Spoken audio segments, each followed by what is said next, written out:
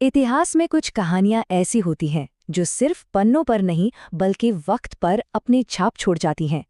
आज हम एक ऐसे ही सफर को समझेंगे। एक ऐसा सफर जो करबला की जमीन से शुरू हुआ और हिंदुस्तान के तख्त पर किंग मेकर बनने तक जा पहुंचा। ये सिर्फ एक लाइन नहीं है, ये तो जैदी वंश की पहचान का निचोड़ है।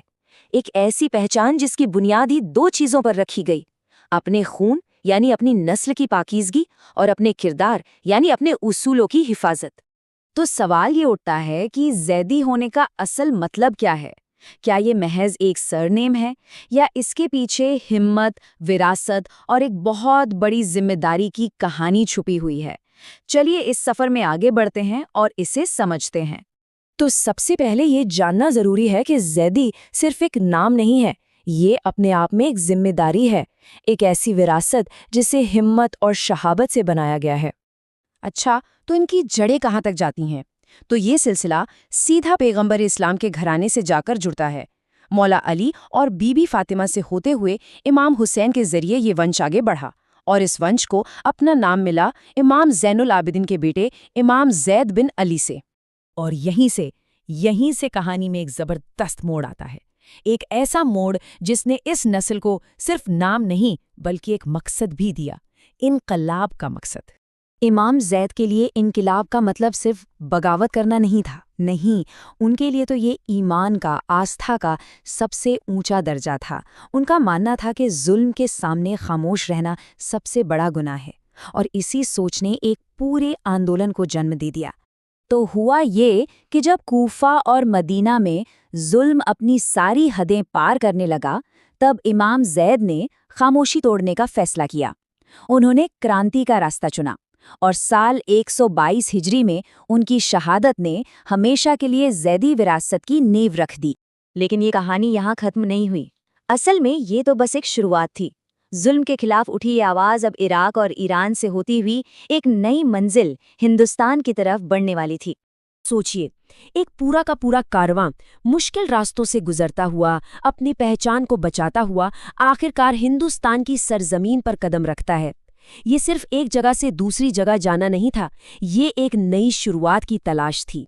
और हिंदुस्तान आकर वे सादात बारहा के नाम से जाने गए। खास तौर पर मुजफ्फरनगर के वो 12 गांव, अरे वो सिर्फ गांव नहीं थे, वो तो इनकी ताकत और बहादुरी के नए गढ़ बन गए, एक नई पहचान का मरकज। और यहीं से वो दौर शुरू होता है जब ये सिर्फ जंग लड़ने वाले नहीं रहे बल्कि सियासत की बिसात के सबसे बड़े खिलाड़ी बन गए, जिन्हें इतिहास ने किंग मेकर्स का नाम दिया। मुगल सल्तनत ने इनकी बहादुरी और वफादारी को देखते हुए इन्हें एक खिताब दिया, सल्तनत की तलवार। ये सिर्फ एक तारीफ नहीं थी, ये इस बात का ऐलान था कि इस साम्राज्य की नींव इनके शौर्य पर टिकी है। उनका दबदबा इतना बढ़ गया था कि मुगल दरबार में ये बात आम हो गई थी कि उनकी मर्जी के बिना दिल्ली का तख्त बदल नहीं सकता, कोई बादशाह बन नहीं सकता। उनकी ताकत सिर्फ तलवार चलाने में नहीं थी बल्कि सियासी समझ और नेतृत्व में थी। लेकिन कहानी में एक और पहलू भी है।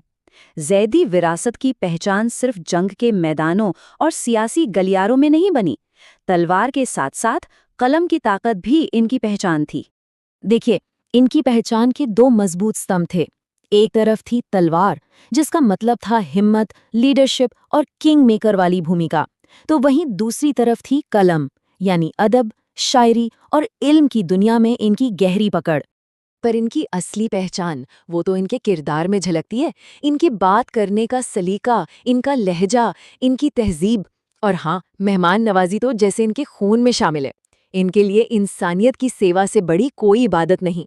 चलिए अब जरा इतिहास से निकलकर आज के दौर में आते हैं, क्योंकि ये विरासत सिर्फ किताबों का हिस्सा बनकर नहीं रह गई है, ये आज भी पूरी दुनिया में जिंदा है।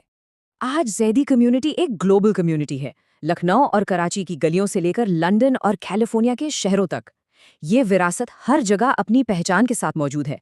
और शायद यही वजह है कि आज भी जैदी नाम सुनते ही लोगों के मन में एक इज्जत की भावना आती है। ये नाम उस घराने की याद दिलाता है, उस चिराग की याद दिलाता है जिसने जुल्म के आगे कभी अपना सिर नहीं झुकाया। तो अगर इस पूरे सफर को 3 हिस्सों में समेटना हो तो कैसे कहेंगे? इसकी शुरुआत हुई शहादत से, इसकी नींव रखी गई शौर्य यानी बहादुरी पर, और ये आज भी उसूलों की एक जीती जागती विरासत के तौर पर कायम है।